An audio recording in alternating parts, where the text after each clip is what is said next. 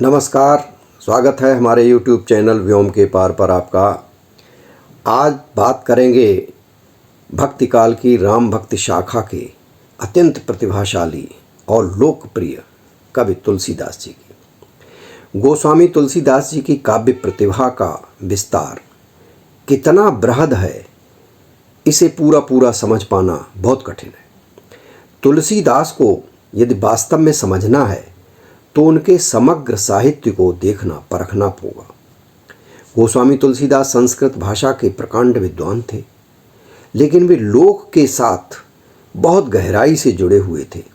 इसलिए उन्होंने अवधी बोली में रामचरितमानस की रचना की। लोकगीतों की अतृप्त प्यास भी तुलसी के पास थी, और जब वह प्यास सिर चढ़कर उन्हें प्रेरित करने लगी तो उन्होंने सोहर छंद में रामलला नहिछु लिख डाला।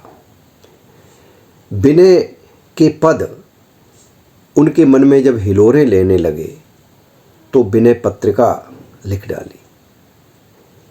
काव्य शिल्प की प्यास को बुझाने के लिए तुलसीदास जी के पास ब्रजभाषा की कवितावली की रचना की। तुलसीदास ने छंदों में उनकी जो प्रतिभा निखर करके आई है वो कवितावली के छंदों में ही है। यानी तुलसी की जो काव्य शिल्प और काव्य शिल्प का जो उनके पास जो विशेषता है, वह कवितावली के छंदों को पढ़ करके आपको लगेगा कि हाँ, ऐसे छंद लिखे जाने चाहिए। छंदों के प्रकार, उनकी भाषा, शब्द मैत्री, वर्ण मैत्री, लालित्य, माधुर्य, लय, प्रवाह, अगर सब कहीं एक साथ देखना है तो तुलसीदास की कवितावली के छंदों को आपको देखना होगा। अद्भुत छंद हैं ये।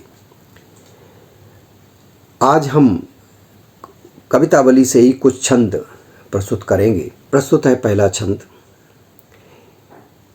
एक सखी दूसरी सखी से कहती है कि आज मैं दशरथ के द्वार पर गई थी और वहाँ महाराज दशरथ अपने शिष्य को लेकर के बाहर आए। उसका वर्णन गोस्वामी तुलसीदास जी ने इस छंद में किया है। देखें कि अब देश के द्वारे सकारे गई, सुत गोद में भूपति लय निकसे, और अब लो कहीं सोच विमोचन को ठगी सी रही, जे न ठगे दिकसे।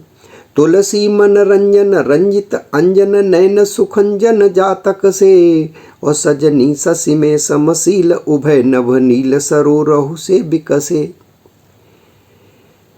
तो वो सखी उससे कहती है कि जब दशरथ के द्वार पर गई और उसी समय राजा दशरथ अपने नवजात शिशु को लेकर के बाहर निकले, तो मैं उसे देख करके मैं मोहित हो गई। और जो उस रूप को, ऐसे शिशु के रूप को देख करके जो विमोहित न हो जाए, उसके जीवन को धिक्कार है। उस बालक के अंजन रंजित मनोहर नेत्र खंजन पक्षी के बच्चे के समान थे। हे सखी, वे ऐसे जान पड़ते थे मानो चंद्रमा के भीतर दो समान रूप वाले नवीन नील कमल खिले हुए हों। अद्भुत उपमा दी है गोस्वामी तुलसीदास जी राम के शिष्य रूप को। अगला छंद देखें, अगला सबैया देखें कि पग नूपुर और पहुँची कर कंजन मंजू बनी मन मालहिए, और नव नील कलेवर पीत झंगा झलके पुलके नप गोद लिए। अरविंद सुआनन रूप मरंदु आनंदित लोचन भृंग पिए, और मन मोन बसो अस बालक जो तुलसी जग में फल कौन जिए। तुलसी जग में फल कौन जिए। उस बालक के चरणों में यानी पैरों में घुंघरू हैं, कर कमलों में पहुँची है, गले में मनोहर मणियों की माला सुशोभित हो रही है, और उसके श्याम शरीर पर झंगुला झलक रहा है। महाराज उसे गोद में लेकर के पुलकित हो रहे थे। उसका मुख कमल के समान था, जिसके रूप मकरंद का पान नेत्र रूपी भौरे आनंद मग्न हो करके कर रहे थे। और यदि मन में ऐसा बालक नहीं बसा है तो संसार में, जिसके मन में नहीं बसा है वो संसार में उसका जीना व्यर्थ है। यानी तुलसी इतने विमोहित है। अगला सवैया देखें, अगला छंद देखें राम के शिशु रूप का। तन की दुति श्याम सरो रहु लोचन, कंजक की मंजुल ताई हरे, अति सुंदर सोहत धूरी भरे, छवि भूरी अनंग की दूरी करें। दम कं दत्तियाँ दुति दामिनी, जो किल के कल बाल विनोद करें। अवधेश के बालक चारे, सदा तुलसी मन मंदिर में बिहरें। उनके शरीर की आभा, यानी राम के जो शिशु राम हैं, राम के शरीर की आभा नील कमल के समान है, और नेत्र उनके कमल की को शोभा को हरते हैं, यानी नेत्रों के सामने कमल भी फीके पड़ जाते हैं। धूल से भरे होने पर भी बड़े सुंदर जान पड़ते हैं, और कामदेव की महती छवि को दूर करते हैं, बहुत सुंदर हैं। उनके नन्हे नन्हे दांत बिजली की चमक के समान हैं, और वे किलक किलक कर मनोहर बाल लीलाएं करते हैं। अयोध्यापति महाराज दशरथ के चारों बालक तुलसीदास के मन मंदिर में सदा विहार करें, ये तुलसी की कामना है। एक और अगला सवैया देखें, जिसमें जो बालक शिशु जिस तरह से खिलौनों आदि की जिद करते हैं, तो राम भी शिशु की तरह करते हैं। सूरदास के जो कृष्ण हैं वो भी इसी तरह की जिद करते हैं। तो बालकों की जो बाल क्रीड़ाएँ हैं, बाल लीलाएँ हैं, लगभग एक समान होती हैं। राम भी यहाँ शिशु हैं, और शिशु की जो बाल लीलाएँ हैं वैसी राम की भी हैं। अब देखें तुलसी की दृष्टि से राम के जो शिशु रूप की लीलाएँ, कि कबहूँ शशि मांगत आर्य करें, कबहूँ प्रतिबिंब निहारी डरें, और कबहूँ कर ताल बजाए के नाचत मातु सबे मन मोद भरें। कबहूँ ऋषि आए कहें हटिके पुनि लेत सोई जही लागे अरें, अवधेश के बालक चारे सदा तुलसी मन मंदिर में बिहरें। कभी चंद्रमा को मांगने के लिए जिद करते हैं। सूर्य के भी जो कृष्ण हैं वो भी कहते हैं कि मैया मैं तो चंद्र खिलौना ले हूँ, और अगर तू नहीं चंद्रमा देगी तो अभी ज़मीन पर लौट जाऊँगा और तेरी गोद भी नहीं आऊँगा। राम भी ऐसा ही कहते हैं, कबहूँ चंद्रमा शशि मांगत आर्य करें, कबहूँ प्रतिबिंब निहार डरें। बालकों की क्षण क्षण की जो गतिविधियाँ हैं, क्रीड़ाएँ हैं, वो बदलती रहती हैं। तो कभी चंद्रमा मांगने के लिए हट करते हैं, कभी अपनी ही परछाई को देख करके डर जाते हैं, कभी हाथ से तालियां बजा बजा करके नाचने लगते हैं, और जिससे उनकी जो माताएं हैं देखती हैं वो आनंद विभोर हो जाती हैं। और जिस वस्तु के लिए वो जिद करते हैं, हट करते हैं, उसे पा करके ही छोड़ते हैं। ये बालकों की एक जिद होती है, और उसको रो रो करके यानी उसको ले ही लेते हैं। ऐसे अयोध्यापति महाराज दशरथ के चारों पुत्र तुलसीदास कहते हैं कि मेरे मन में हमेशा विहार करें। अगला सवैया देखें, कि बरदंत की पंगति कंदुकली, अधराधर पल्लव खोलन की, और चपला चमके घन बीच जगह, छवि मोती न माल अमोलन की। घुंघरारी लटे लटके मुख ऊपर, कुंडल लोल कपोलन की, न्योछावर प्राण करें तुलसी, बल जाओ ललाइन बोलन की। बरदंत की पंगति कुंदकली, यानी उनके कुंदकली के समान उज्ज्वल वर्ण के जो दंतावली है, दांत हैं, छोटे छोटे दांत हैं जिनको दंतुलिया भी कहते हैं।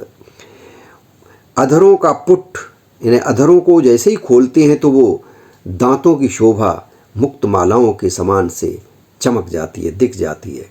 ऐसा लगता है मानो श्याम मेघ के भीतर बिजली चमकती हो।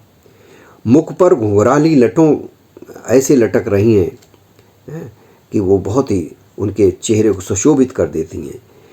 तुलसीदास कहती हैं कि लल्ला, मैं कुंडलों की झलक से सुशोभित तुम्हारे कपोलों और इन अमोल बौलों पर अपने प्राण न्यौछावर करता है। न्यौछावर प्राण करें तुलसी, बलि जाओ लल्ला इन बोलन की। एक और सवैया इसी संदर्भ का अगला देखें, कि पद कंजन मंजु बनी पनही, धनु ही सर पंकज पानी लिए, लरिका संग खेलत डोलत हैं, सरजू तट चौहट हाट हिए। तुलसी यस बालक सो नहीं नेहु कहा जप जोग समाधि किए, नर बेखर सूकर स्वान समान कहो जग में फल कौन जिए। तुलसी दास जी कहते हैं राम के अनन्य भक्त हैं तो उनको तो राम के अलावा और कुछ अच्छा ही नहीं लगता।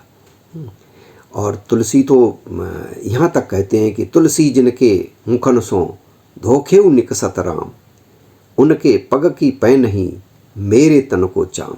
तो तुलसी अनन्य भक्त हैं राम के, लेकिन वो अनन्य कवि भी हैं। अगर भक्त रूप में देखें तो तुलसी की भक्ति सर्वोपरि है, तो वहीं तुलसी के अगर कवि रूप को देखें तो तुलसी कवियों के भी कवि कहे जा सकते हैं, क्योंकि तुलसी ने ऐसे ऐसे छंदों का, ऐसी भाषा का और शिल्प का प्रयोग किया है जो देखते ही बनते हैं। ये छंद देखें कि जिसमें वो कहते हैं कि चरण कमलों की, उनके चरण कमलों की जो मनोहर जूतियाँ हैं वो उनके पैरों में सुशोभित हो रही हैं। वे कर कमलों में छोटा सा धनुष बाण लिए हैं, जननी निरखत बाण धनुइयाँ, छोटी सी धनुष, यानी धनुष और छोटे को धनुइयाँ शब्द भी प्रयोग किया है। और वो बालकों के साथ यानी और अपनी समवयस्क और बच्चों के साथ में, जैसे कृष्ण ग्वाल वालों के साथ खेलते थे, तो ऐसे ही राम भी छोटे छोटे अपने हम वयस्क, अपने समान उम्र के बच्चों के साथ खेलते फिरते हैं। सरयू नदी के किनारे, चौराहे और बाज़ारों में खेलते फिरते हैं, जहाँ उनकी इच्छा होती दौड़ लगाते हैं, खेलते हैं। तुलसीदास जी कहते हैं यदि ऐसे बालक से प्रेम न हुआ तो बताइए कि जप योग अथवा समाधि करने से क्या लाभ है। एक प्रकारांतर से ये भी संदेश देते हैं कि आप जप करते हैं, योग करते हैं, तपस्या करते हैं, साधना करते हैं, सब कुछ करते हैं, लेकिन अगर बच्चों के प्रति आपके मन में प्रेम नहीं है तो आपका ऐसा जप तप ध्यान सब व्यर्थ है। क्योंकि बच्चों के प्रति यानी बाल प्रेम तो सभी में होना ही चाहिए, और बाल प्रेम अगर है तो ये बहुत आवश्यक है। तुलसीदास यही कहते हैं कि वे लोग तो गधों, सूकरों और कुत्तों के समान हैं, बताइए संसार में उनके जीने का क्या अर्थ है। यानी तुलसी कहते हैं कि अगर बच्चों के जो रूप स्वरूप है, उनके जो बाल छवि है, उनकी बाल लीलाएं हैं, वो आपको अगर प्रभावित नहीं करती हैं तो क्या फ़ायदा है आपके जीवन से। तो आज हमने तुलसीदास के इन छंदों के माध्यम से राम के बाल स्वरूप को देखा, निरखा। आपको ये छंद कैसे लगे और आप और क्या सुनना चाहते हैं तुलसीदास की काव्य से, तो वो अपनी टिप्पणी में लिखें। आज के लिए इतना ही। नमस्कार।